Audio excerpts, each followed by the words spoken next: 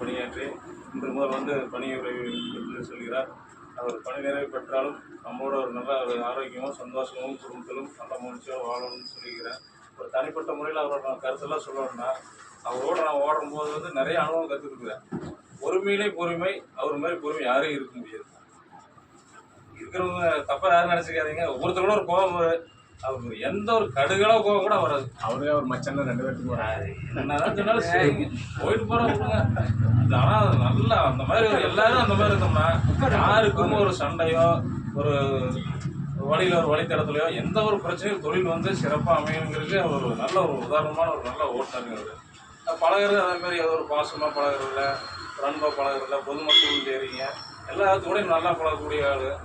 இங்கே நிர்வாகத்துக்கு வந்தாலும் அதே மாதிரி தான். மற்ற தொழிலாளியோட எதை சொன்னாலும் சரிங்க ரைட்டு அனுசரித்து போகக்கூடிய ஒரு நல்ல மனிதர். இந்த மாதிரி ஒரு மனிதர் வந்து பணியை விட்டு போகிறது எனக்கு ரொம்ப மன கஷ்டமாக இருக்குது. கூட ஓட்டுன்னு இந்த அனுபவத்தில் சொல்கிறேங்க.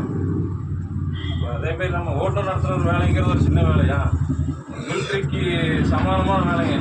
அவங்களாவது 5 வருஷம் வேலை செஞ்சுட்டு ரிட்டையர்ட் ஆகி போய் கூட்டுருந்துக்கிறாங்க. 33 வருஷங்கிறது சின்ன வருஷங்களா?